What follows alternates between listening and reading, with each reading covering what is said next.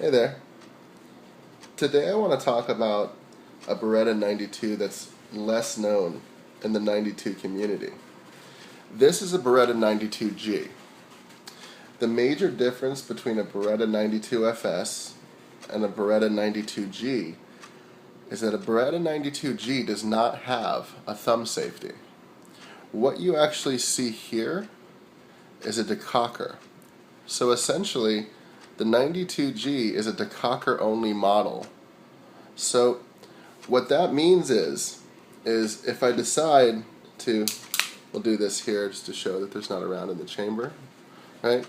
Is if I rack around into the chamber and my hammer is in the rear position and I don't need to use my firearm, I can push this lever down and it'll put my hammer into the forward position safely and reholster, thus making it a longer trigger pull, as per a safety issue. It's a really long trigger pull.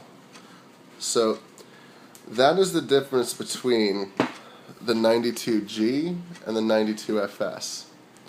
Now, I had some skepticism about it at first because I've seen a lot of YouTube videos of guys, transforming or modifying their 92FSs into the G variant, and I've heard stuff about 92s that they weren't reliable or, they've had feed jamming issues. I have to say I've had this for about 6 months now, and I've put about, I'd say, 1,000 rounds through it.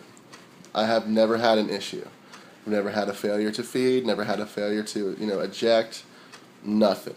This pistol has given me a lot of joy and a lot of good range time.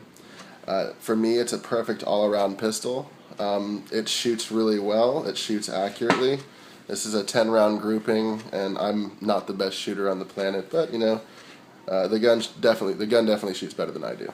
So that is what a Beretta 92G is.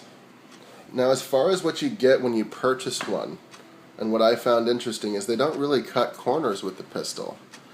You've got a complete metal parts kit. The trigger's metal. Your slide release is metal. Your decocker's metal. The only thing that isn't metal and what you can change out for pretty cheap is your guide rod. That's still plastic, but that's not too bad. I haven't had an issue with it though, so if it isn't broke, don't fix it. That's what I think anyway. But this is an absolutely amazing pistol. I've had absolutely no trouble with it, and I highly recommend picking one up if you haven't already. If you're thinking about picking one up, I took a gamble without really knowing the ins and outs of what the pistol was, and I say go for it.